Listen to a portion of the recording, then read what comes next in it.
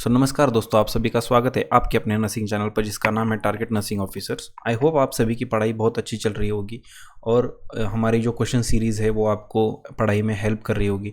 सो basically हम AIIMS nursing officer और ESIC nursing officer के प्रीवियस ईयर्स जो ओल्ड क्वेश्चन पेपर्स है वो यहाँ पर हम डिस्कस कर रहे हैं। सो ज़्यादा टाइम वेस्ट न करते हुए सीधे हम क्वेश्चन की तरफ बढ़ते हैं। सो बेसिकली जो फर्स्ट क्वेश्चन है वो देख लेते हैं यहाँ पर। So first question is mechanism behind the characteristics features of an acute inflammation is. So mechanism पूछा गया है acute inflammation के पीछे का. So option A redness and pain, then pancytopenia, vasodilation, increased vascular permeability, and option D spongy bone marrow. So आपको क्या लगता है एक्यूट इन्फ्लामेशन के पीछे का मैकेनिज्म क्या होगा, क्यों एक्यूट इन्फ्लामेशन होता है? सो इसका जो सही जवाब बनेगा वो होगा vasodilation and increase vascular permeability. वो हम देख लेते हैं। इन्फ्लामेशन क्या होता है? Inflammation is a process to try dilute and destroy the affecting agent. जो होता है उससे डिस्ट्रॉय या डाइल्यूट करने के लिए इन्फ्लामेशन वहाँ पे अकर होता है। सो बेसिकली इन्फ्लामेशन के 4 तरह के साइंस होते हैं जो कार्डियल साइंस हम एक्यूट इन्फ्लामेशन में देखते हैं। First is redness, swelling, heat and pain, and sometime loss of functions भी होता है। बट बेसिकली 4 साइंस जो होते हैं वो हमें वहाँ पर देखने पड़ते हैं एक्यूट इन्फ्लामेशन में। सो बेसिकली जो इन्फ्लामेशन है उसके मेजर 2 टाइप्स आते हैं। First is acute inflammation and second is a chronic inflammation. So acute inflammation last for अराउंडली 1 hour to day. इतना ड्यूरेशन एक्यूट इन्फ्लामेशन का होता है। बट क्रॉनिक इन्फ्लामेशन का जो डेज टू ईयर इतना ड्यूरेशन क्रॉनिक इन्फ्लामेशन में होता है। सो एक्यूट इन्फ्लामेशन में बेसिकली वेस्कुलर चेंजेस होते हैं और सेल्यूलर चेंजेस होते हैं।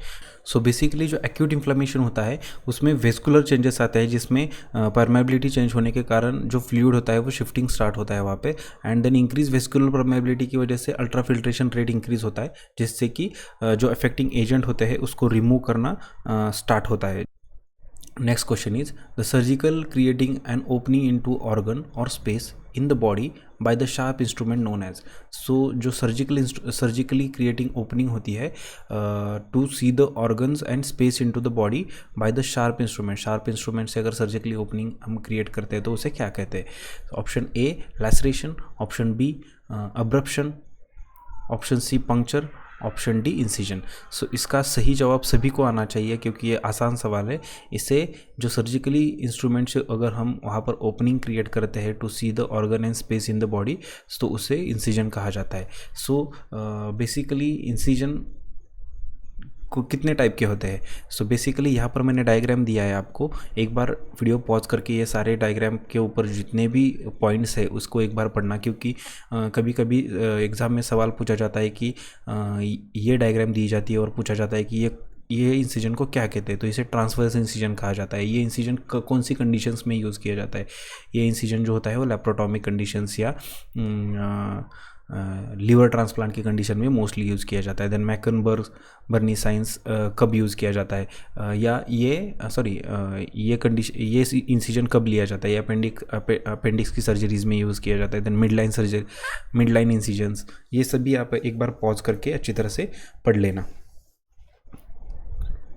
सो next question is which of the following can lead to the greenish discolouration of amniotic fluid. So यहाँ पर पूछा गया है कि एमनोटिक फ्लूइड का ग्रीनिश डिस्कलरेशन अगर हो तो उसे क्या कहा जाता है और क्या कब ग्रीनिश डिस्कलरेशन ऑकर होता है? So basically amniotic fluid is a colourless. आप सभी को पता है एमनोटिक फ्लूइड कलरलेस होता है। बट जब भी एमनोटिक फ्लूइड का कलर अगर चेंज हो तो वो टाइम पे हम प्राइमरली या पहले ही हमें पता चल सकता है कि कौन सी कंडीशन अगर होने वाली है या कौन सी कंडीशंस ऑलरेडी प्रेजेंट है, ये हमें एमनोटिक फ्लूइड के ऑब्जर्वेशन से पता चल सकता है। सो यहाँ पर ऑप्शन देख लेते। Option A lanugo, option B hydramnios, meconium, vernix. So आपको क्या लगता है greenish discolouration of amniotic fluid कौन सी कंडीशन में होता है? सो बेसिकली जो एमनोटिक फ्लूइड का डिस्कलरेशन होता है वो ग्रीन डिस्कलरेशन मेकोनियम की वजह से होता है, क्योंकि यहाँ पर हम डायग्राम देख लेते हैं। जब भी मेकोनियम स्टेन अगर प्रेजेंट हो एमनोटिक फ्लूइड में, जैसे कि अगर बच्चा स्ट्रेस में आ जाने के बाद कभी कभी मेकोनियम पास कर देता है मदर के ऊब में ही, वो टाइम पे हमें पता चलता है कि बेबी अंडर स्ट्रेस है, इसकी वजह से बच्चे ने स्टूल पास किया है, इसकी वजह से एमनियोटिक फ्लूइड का कलर चेंज हुआ है। सो बेसिकली हम यहाँ पर according to the colour of amniotic fluid हमें पता चल सकता है कि कौन सी कंडीशन है। सो अगर ग्रीन एमनियोटिक फ्लूइड है तो मेकोनियम स्टेन है, ऐसा हम पता चल सकते हैं। अगर गोल्डन कलर एमनियोटिक फ्लूइड है तो RH इनकम्पैटिबिलिटी है, ये हमें पता चलता है। देन ग्रीनिश येलो अगर एमनियोटिक फ्लूइड कलर है तो पोस्ट मैच्योरिटी होती है। देन डार्क कलर अगर होगा तो कॉन्सोलिडेटेड एक्सीडेंटल हेमोरेज, कौन सी इस कंडीशन को क्या कहते हैं, जो प्लासेंटा होता है उसका सेपरेशन स्टार्ट होता है, जिसकी वजह से हेमाटोमा वहाँ पर क्रिएट होता है and it may lead to the more separation of adjacent placental tissue. ऐसी कंडीशंस में red dark coloured amniotic fluid होता है। देन डार्क ब्राउन अगर हो तो IUD होता है, इंट्रायूटेराइन डेथ हमें कंसिडर किया जा सकता है। So according to the colour of the amniotic fluid ये सारी कंडीशंस आपको अच्छे से पता होनी चाहिए। So next question is AIDS is not transmitted from mother to baby by. So जो बच्चे को एड्स होता है वो मदर को कौन सी तरह से स्प्रेड नहीं हो सकता। Option A breast feeding, option B skin to skin contact, option C placenta, option D all of the above. So आपको क्या लगता है ऐसी कौन सी कंडीशन है जिसमें मदर से बेबी को एड्स ट्रांसमिट नहीं हो सकता। ब्रेस्ट फीडिंग से बच्चे को ट्रांसफ़र हो सकता है, देन प्लासेंटा से भी हो सकता है, but through skin to skin contact हमें जो है एड्स जो ट्रांसमिट नहीं हो सकता मदर से बेबी को, ये हमें ध्यान में रखना है। So next question is the blood vessel in the umbilical cord consist. Option A 2 arteries and 1 vein, 2 veins and 1 artery, 1 artery and 1 vein, 2 arteries and 2 veins. So हम सभी को पता है कि अम्बिलिकल कॉर्ड जो होता है वो बच्चे को मोस्टली जो न्यूट्रिएंट्स होते हैं या जो भी ऑक्सीजनेटेड ब्लड होता है, जो भी इम्पोर्टेंट न्यूट्रिएंट होते हैं वो प्रोवाइड करने के लिए प्लासेंटा से सिचुएटेड होकर मदर बेबी के अम्बिलिकस तक आते हैं। सो बेसिकली उसमें और एक पार्ट ऐसा है कि जो बेबी की आर्टरीज होती है वो अम्बिलिकल की जो आर्टरीज होती है वो मोस्टली डीऑक्सीजनेटेड ब्लड कैरी करती है और जो वेन होती है वो ऑक्सीजनेटेड ब्लड कैरी करती है। सो यहाँ पर पूछा गया है कि अम्बिलिकल कॉर्ड क्या कंसिस्ट करता है। So basically 1 artery 1 when consist नहीं करता, 2 आर्टरीज एंड 2 वेन भी नहीं करता। सो बेसिकली यहाँ जो है वो 2 वेन्स एंड 1 आर्टरी भी गलत जवाब है। इसका जो सही जवाब होगा वो 2 आर्टरीज एंड 1 वेन है इसका सही जवाब। सो ये यहाँ पर आप देख सकते हो, ये प्लासेंटा है, यहाँ पर प्लासेंटा सिचुएटेड है, ये अम्बिलिकल कॉर्ड है, यहाँ पर बेबी का अम्बिलिकस है। सो ये डाइसेक्ट किया हुआ अम्बिलिकल कॉर्ड का स्ट्रक्चर है, जो कि यहाँ पर आप देख सकते हैं nutrient and oxygen to baby, जो कि वेन की हेल्प से यहाँ पर बच्चे को दिए जाते हैं, जिससे ऑक्सीजनेटेड ब्लड और न्यूट्रिएंटफुल ब्लड यहाँ पर ट्रांसमिट होता है। और ये जो छोटे छोटे आप यहाँ पर ब्लू कलर के देख रहे हो, ये डीऑक्सीजनेटेड ब्लड कैरी करते हैं बेबी से प्लासेंटा तक। सो इसे आर्टरीज कहा जाता है। नॉर्मली ह्यूमन में arteries carries oxygenated blood and veins carries deoxygenated blood, पर यहाँ पर थोड़ा उल्टा होता है, ये आप चीज़ें ज़रूर ध्यान में रखना। So next question is world AIDS day is. So world AIDS day कब सेलिब्रेट किया जाता है। आप सभी को एड्स का फुल फॉर्म पता होगा। एक बार अगर आपको एड्स का फुल फॉर्म पता है तो मुझे कमेंट बॉक्स में लिख कर जवाब देना, एड्स का फुल फॉर्म क्या है। Option A May 14th, option B December 1st, option C July 4th and option D April 1st। So इसका सही जवाब क्या होगा। इसका सही जवाब बनेगा December 1st जो है इसका सही जवाब है। जो वर्ल्ड एड्स डे जो सेलिब्रेट किया जाता है वो December 1st को सेलिब्रेट किया जाता है। So next question, the woman had a midline episiotomy perform at deliver, the primary purpose of the episiotomy is. So जो वुमन है उसके at the time of delivery वहाँ पर मिडलाइन एपिज़ोटोमी परफॉर्म की गई है। सो एपिज़ोटोमी करने का प्राइमरी पर्पज़ क्या हो सकता है। Option A allow forceps to be applied, enlarge the vaginal opening, eliminate the possible laceration and eliminate the need of cesarean birth। सो आपको क्या लगता है इसका सही जवाब क्या होगा। एपिज़ोटोमी देने के पीछे की प्राइमरी पर्पज़ क्या होता है। Eliminate the need of caesarean birth जो होता है ये गलत जवाब है। Then allow the forceps to be applied, ये भी गलत जवाब है। Eliminate the vaginal sorry enlarge the vaginal opening and eliminate the possibility of laceration.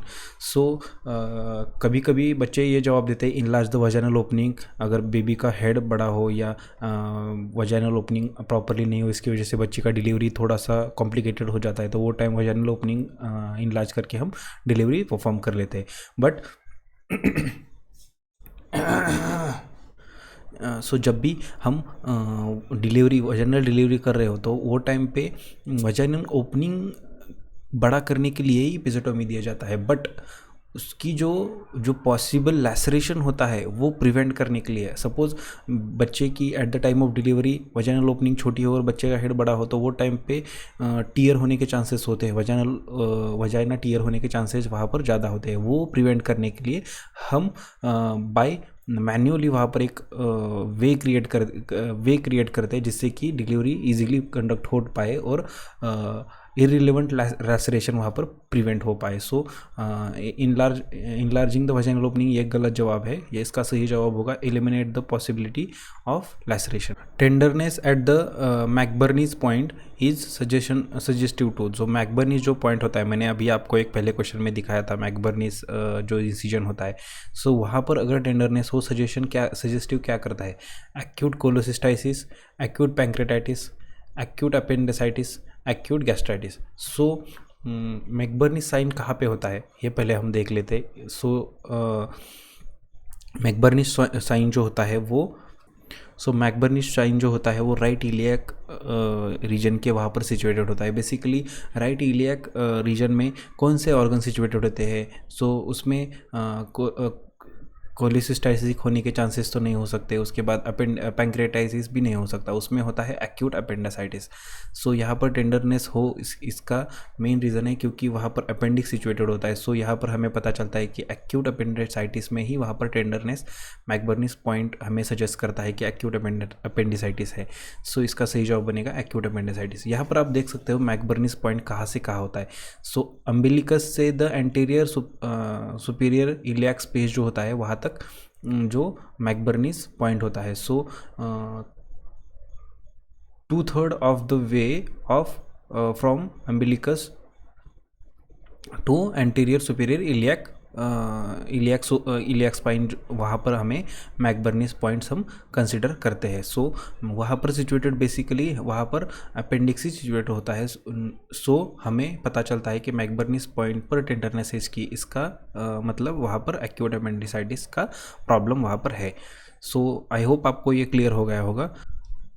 So I hope आप सभी को मेरा कंटेंट अच्छा लग रहा होगा, पसंद आ रहा होगा। अगर आपने अभी तक चैनल को सब्सक्राइब नहीं किया तो प्लीज़ चैनल को सब्सक्राइब कीजिए, क्योंकि आपके लिए तो वो बटन फ्री है बट हमारे लिए वो एक मोटिवेशन की तरह काम करता है। सो आई होप आप सभी चैनल को ज़रूर सब्सक्राइब करेंगे और हमारे लिए एक मोटिवेशन क्रिएट करेंगे। So next question is hypothyroidism in childrens cause rickets, acromegaly, dwarfism, cretinism. इसका जो सही जवाब होगा वो क्रेटिनिज्म होगा। हाइपोथायराइडिज्म की वजह से चिल्ड्रंस में मोस्टली क्रेटिनिज्म ही कंडीशंस ऑकर होती है। So next question is decrease bone density is called as. Option A osteoporosis, option B osteomyelitis, option C joint stiffness, option D arthritis. So आप सभी को ये तो सभी को पता होगा कि decrease the bone density lead to osteoporosis. So हम सभी को एक बार यहाँ पर डायग्राम में समझ लेते हैं कि जो नॉर्मल बोन होता है वो कुछ इस तरह से दिखता है। यहाँ पर आपको छोटे छोटे हॉलो स्पेसेस दिख रहे होंगे, बट जैसे जैसे एज बढ़ता है वो टाइम पे कैल्शियम की डिफिशियंसी होती है या increase in demand of calcium वो अप्रोप्रिएटली मीट नहीं हो पाती। इसकी वजह से वहाँ पर बोन का ऑसिफिकेशन स्टार्ट होता है और यहाँ पर Honey like structure, honey be like home like structure वहाँ पर क्रिएट होते हैं। जैसे कि जो ये छोटे छोटे स्पेसेस है वो ऐसे बड़े बड़े स्टार्ट होते हैं क्रिएट होना, जिसकी वजह से बोन की जो स्ट्रेंथ होती है वो लूज करना वहाँ पर स्टार्ट हो जाता है, जिसकी वजह से बोन का जो ब्रेक होने की जो स्ट्रेंथ होती है वो वहाँ पर लूज कर जाता है और इजीली वहाँ पर बोन ब्रेक हो सकते हैं। तो ये आपको अच्छी तरह से यहाँ पर डायग्राम की हेल्प से आपको समझ में आ जाएगा। So here hair colour in human, the hair colour in human turn white due to the absence of which of the following pigments. So जो ह्यूमन का हेयर कलर है वो वाइट होता है, क्यों होता है, या which pigment is absent in this conditions. So option A melanin, option E melatonin, bilirubin and biliverdin. So इसका जो सही जवाब है वो होता है मेलानिन। जो मेलानिन जो पिगमेंट होता है वो इनसफिशिएंट अमाउंट में होने के कारण वहाँ पर ह्यूमंस के हेयर्स का कलर जो है वाइट होना स्टार्ट हो जाता है। So next question is, in following which is the earliest sign of hydrocephalus the nurse would observe in a 2 infant. So ऐसी कौन सी कंडीशंस है जहाँ पर नर्स को पता चलता है 2 वीक्स में ही वहाँ पर हाइड्रोसेफेलस बच्चे को हो रहा है। So option A loss of appetite, option B increase in the head circumference, option C sunken eyes, option D excessive cry. So यहाँ पर ऐसी कौन सी कंडीशन है जहाँ पर नर्स को पता चल सकता है। सो हाइड्रोसेफेलस में जो हेड की साइज़ है वो नॉर्मल से थोड़ी ज़्यादा होनी स्टार्ट होती है या बढ़ना स्टार्ट हो जाता है। सो वहाँ पर आप पता चल सकता है कि इंक्रीज हेड सर्कम्फ्रेंस, जो हेड का जो सर्कम्फ्रेंस होता है वो बढ़ना स्टार्ट होता है। सो इससे आपको पता चलता है कि बच्चे को हाइड्रोसेफेलस हो रहा है। सो shrunken eyes या loss of apatite may be A relevant options, but excessive cry भी बच्चा करता है जब हाइड्रोसेफेलस का जैसी कंडीशंस हो वहाँ पर एक्सेसिव क्राई भी होता है। बट प्राइमरी जो साइंस होता है जो ऑब्जर्वेशन करने के बाद ही पता चलता है वो होता है इंक्रीज इन हेड सर्कम्फरेंस, क्योंकि वहाँ पर जो फ्लूइड होता है वो प्रॉपरली ड्रेन नहीं हो पाता या एक्सेसिव फॉर्मेशन ऑफ फ्लूइड होता है। इसकी वजह से वहाँ पर जो कंपार्टमेंट होते हैं इनकी इनलार्जमेंट होना स्टार्ट होता है, जिसकी वजह से वहाँ पर हाइड्रोसेफेलस ऐसी कंडीशंस क्रिएट होती है। So next question is, during a pregnancy and lactation recommendation dietary intake of calcium is। so during pregnancy and lactation जो नॉर्मल ANC मदर होती है उसका डाइटरी इंटेक ऑफ कैल्शियम कितना होना चाहिए। Option A 60 mg per day, 600 mg per day, 400 mg per day, 1000 mg per day and 1200 mg per day. So इसका जो सही जवाब बनेगा वो होगा 1200 mg per day calcium intake must for the pregnancy and lactating mother during ANC and PNC।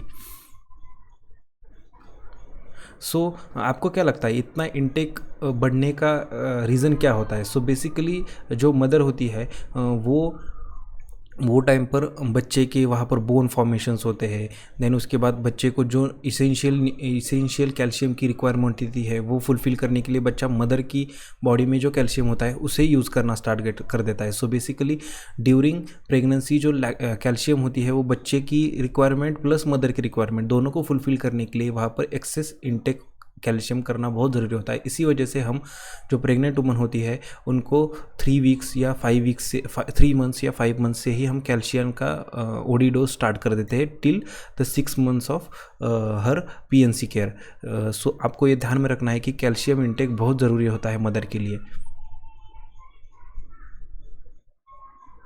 So next question is, which of the following is a primary group. ये जो है वो कम्युनिटी हेल्थ नर्सिंग के ऊपर पूछा गया सवाल है। सो जो प्राइमरी ग्रुप होता है, हमें डिफरेंट टाइप्स ऑफ ग्रुप्स पता है, हमें कौन कौन से ग्रुप्स होते हैं। आप कमेंट बॉक्स में बता देना कौन कौन से टाइप ऑफ ग्रुप्स होते हैं सोसाइटी में। सो प्राइमरी ग्रुप किसे कहा जाता है। Then trade union, schools, then political group और फैमिली। जो प्राइमरी ग्रुप होता है, जो सोसाइटी का जो प्राइमरी ग्रुप होता है उसे हम फैमिली कहते हैं। सो इसका जो सही जवाब होगा वो फैमिली होगा। Next question, the during haemolysis which of the following drugs is use to prevent blood clotting. So haemodialysis जो कंडीशंस होती है जो कि यूजुअली हम टोटल रीनल फेलियर में हम पेशेंट को हम हीमोडायलिसिस करते हैं, जिसमें जो ब्लड होता है उसका फिल्ट्रेशन करके बाद में बॉडी में इंड्यूस किया जाता है। वो टाइम पे अगर उसके ब्लड क्लॉट क्रिएट ना हो इसकी वजह से कौन सा मेडिसिन यहाँ पर दिया जाता है ये पूछा गया है। So option A aspirin, option B warfarin, option C heparin, option D prothrombin. So आपको क्या लगता है इसका सही जवाब क्या होगा। इसका जो सही जवाब बनेगा वो होगा ऑप्शन सी हिपैरिन। हिपैरिन ही होता है जो ब्लड को क्लॉट होने से रोकता है और नॉर्मली जो हीमोडायलिसिस है वो प्रोसेस कंप्लीट करने में वहाँ पर हेल्प करता है। सो आई होप आपको ये क्वेश्चन सीरीज़ पसंद आई होगी। अगर आपको कोई क्वेरी हो तो प्लीज़ कमेंट बॉक्स में बता देना। अगर आपको ये वीडियोस पसंद आई हो तो प्लीज़ वीडियो में कमेंट करना, वीडियो को लाइक करना और ज़्यादा से ज़्यादा आपके दोस्तों के साथ शेयर करना और सब्सक्राइब करना ना भूलना। और तब तक के लिए आप सभी से मैं अलविदा लेता हूँ और थैंक यू।